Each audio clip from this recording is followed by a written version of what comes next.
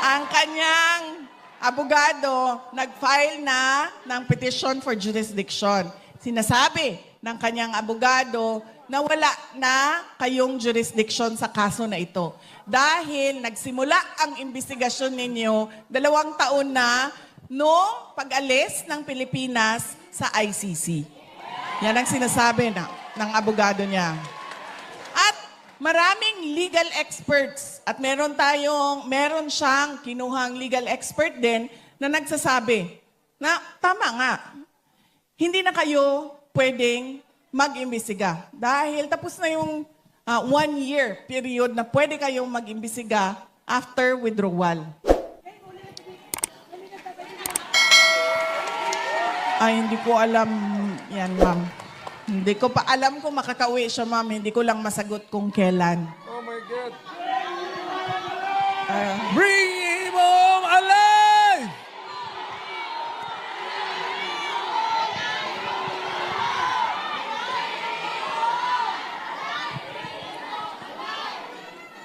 Pangalawa na final ng abogado ay yung interim release.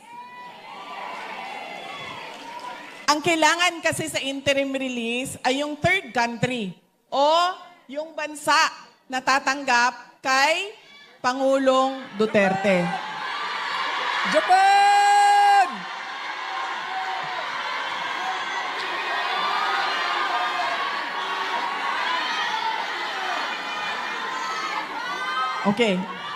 Okay, sandali lang. Tatagal tayo sa sigawan ninyo, sandali lang. Ituloy ko muna aking update. So, kailangan ito ng third country. Nag-file na yung lawyer. Kung makikita nyo sa ICC website, meron ng third country doon. Meron ng isang bansa na nagsabi na okay lang na dito ninyo ilagay si dating Pangulong Rodrigo Duterte. Kung maalala ninyo, noong siya ay pinasok sa detention unit, medyo natagalan ang pag-file namin ng interim release. Dahil kinausap pa namin at naghanap pa ako ng tutulong sa akin. Dahil wala akong mapagkatiwalaan doon sa Pilipinas, ginamit ko ang aking mga nakilala sa labas ng Pilipinas dahil sa aking trabaho, nakiusap ako sa kanila na tulungan ninyo kami. So medyo matagal yon dahil hindi madali makipag-negosasyon sa isang bansa. Pero sabi ko nga, dahil sa pagdarasal ninyo, may mga good news na nangyayari. So merong isang bansa na nagsabi, sige, okay lang. Dito ninyo siya dalhin. At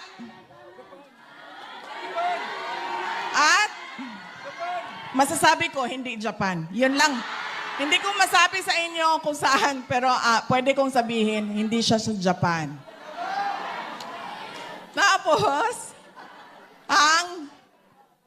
ayun. So yan ay pending. Nandoon na lahat ng papeles, dokumento, lahat. Pinasok na namin sa ICC. Ano ba ang sinasabi ng prosecutor? Sabi ng prosecutor, yes sir.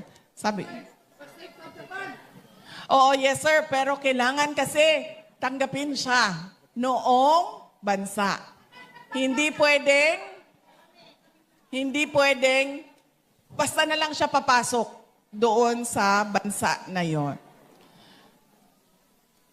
Ano ba ang sinasabi ng prosecutor? Kung nakikita nyo, kumontra sila sa interim release. Sabi nila, hindi pwede yan kasi ang dami niyang kaibigan. Ang laki ng network ng supporter. Yung pamilya niya, hindi nila tinatanggap yung pagkuha ng ICC o pag-detain ng ICC kay dating Pangulong Rodrigo Duterte. Lagi nilang sinasabi sa opening statement ng abogado ni dating Pangulong, sinabi na namin, kidnapping ang tawag sa batas, extraordinary rendition. Inuulit ko lang kung ano yung nasabi na. Kaya hindi pwede sabihin ng prosecutor na dahil kay Inday Sara ay hindi namin papalabasin ang kanyang ama. In fact, dapat nga nila yan ibigay si Pangulong Duterte sa akin. Kasi para mapanigurado ko na siya ay a-attend at mag-cooperate. Siya ay a-attend at mag-cooperate sa kaso.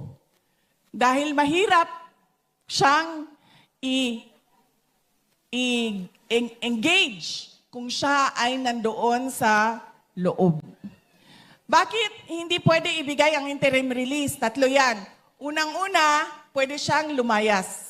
Alam na natin na hindi siya lalayas. Kasi lagi niyan sinasabi, gusto ko umuwi ng Davao. Gusto ko mamatay sa Pilipinas. So ibig sabihin, alam natin kung saan siya hahanapin. Hindi yan pupunta ng Africa, ng Antarctica, ng West Philippine Sea. Pupunta yan ng Davao. Magpapalibing yan sa Davao. Pangalawa, sinasabi nila ay posibleng mag-threaten ng witnesses. Buhay na buhay si Trillanes, buhay na buhay si De Lima, buhay na buhay lahat ng... Oy, ma'am! Buhay na buhay lahat ng buhaya. Sandali. Sinasabi ko sa inyo, hindi na bukas. Dahil bukas sa Davao City ay meron kaming lechon na buhaya. Promise. Kanina lang ay tumawag ang Crocodile Park. At sinabi nila sa akin, bibigyan namin ang prayer rally ng lechon na buhaya. Oh, hindi lang yan. Sabi ng kaibigan ko na merong bakery, sabi niya, Inday Sara, akong bahala sa cake mo na buhaya. Gaano kahaba yung cake? 3 meters? 4 meters. Buhaya. Pagpiestahan namin ang mga buhaya. Ano ba yun, ma'am? Saan ako? Pwede siyang mag-threaten ng witnesses. At ang huli ay pwede siyang, nakalimutan ko na naman, ano yung huli? Ha? Ipatuloy ang paggawa ng krimen kuno. Nakita naman natin na hindi na nag-oath, hindi na mayor ng Davao City si dating Pangulong Duterte. Ano ba sinasabi niya? Sabi niya, hindi ko magawa ang trabaho ko kung nandito ako. Hindi makatarungan para sa mga tiga-syudad ng Davao kung ang mayor nila ay nasa loob ng detention unit at may kaso na hinaharap sa ICC. So sabi niya, mamaya na lang yan kapag nasagot na at natapos na ang ICC ko na kaso. So yan yung mga tatlong bagay na pwede mong hindi ibigay ang interim release. Pero sa kaso ni dating Pangulong Duterte, wala ito lahat. Kaya nakikita ninyo, wala nang basihan sa batas ang oposisyon ng prosecution. Ang basihan niya, newspaper clippings, kung anong sinabi nito, anong sinabi niyan, ganun na lang ang basihan niya. Yan ang interim release. Ang huli ay nagsasabi ang abogado. Tingnan muna natin kung pwede pa bang mag-trial ang tao na ito. Meron kaming mga expert, ilabas natin ang expert, interviewin ninyo ang mga expert kung pwede pa bang mag-trial ang tao na ito. Yan ang tatlo na mga papel o dokumento na nasa loob ng ICC na hanggang ngayon hindi pa inaaksyonan. Na sinasabi natin, ibigay nyo yung interim release. Bakit? Wala kayong confirmation of charges. Wala kayong trial date. Anong ginagawa ng tao na yan sa loob? 80 years old. Alam nyo ba, bago lang nagka-problema yung kapatid ko si Veronica. Kasi si Veronica yung nag-aalaga sa kanya. Ako yung nagpapagalit sa kanya. Pag mga chismis, ganyan, mga kung ano-anong pangpagalit, ako yun. Mga pangangailangan niya, gupit ng buhok, yung kanyang pagpapatina, paggupit ng kuko niya, yan kay Veronica lahat. Kain niya, damit niya, kapatid ko ang nagpapanigurado na maayos yan lahat. So ito lang, ang tagal niya naasikaso ang paggupit ng kuko. Kasi magpapaschedule si Veronica, darating ang maggupit ng kuko, pagdating doon ayaw niya magpaggupit ng kuko.